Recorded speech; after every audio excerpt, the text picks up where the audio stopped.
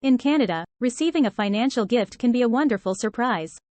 Whether you have been fortunate enough to receive a donation for your small business or have been presented with a gift to celebrate a significant life milestone, like a marriage, graduation, or the birth of a child, there are important tax implications that you should be aware of. I will outline the basics of Canada's tax rules on financial gifts, so you can better understand your responsibilities and avoid any pitfalls. Buckle up and get ready to dive into the world of tax implications when receiving a financial gift in Canada. First and foremost, it is essential to note that, in general, financial gifts are not considered as taxable income in Canada. This means that if you receive a gift, you typically do not have to include that amount in your income tax return or pay any taxes on it. This tax-free status of gifts can be a great relief for many Canadians, as it enables them to enjoy their gift without the burden of additional taxes. However, there are certain situations where tax implications may apply, so it is important to familiarize yourself with the specifics.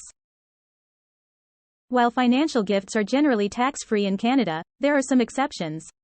Here are 3 scenarios where tax implications may apply. If your employer provides you with a financial gift, it is considered a taxable benefit rather than a gift as per the Canada Revenue Agency (CRA) guidelines. In this case, the value of the gift must be reported as income on your tax return, and taxes must be paid accordingly. If the financial gift comes with any strings attached or specific conditions that the recipient must fulfill, it may not be considered as a tax-free gift. For instance, if a friend or family member gives you money with the intention of it being paid back, or if there is an expectation of a future benefit in return, it will generally be considered a loan or investment, rather than an outright gift.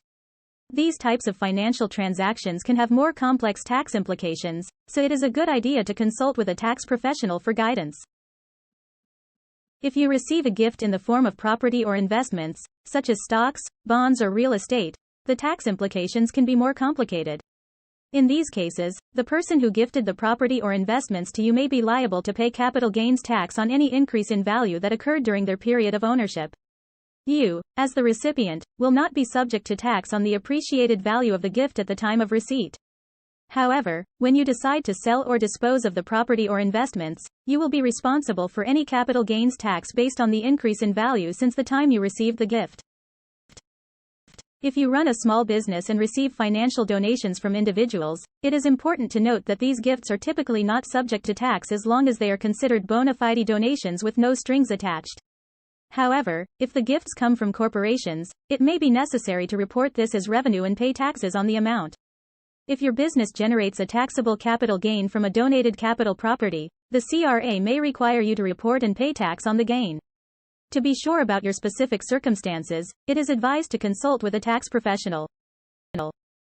As the recipient, you are not required to issue any tax receipts for the financial gifts you receive.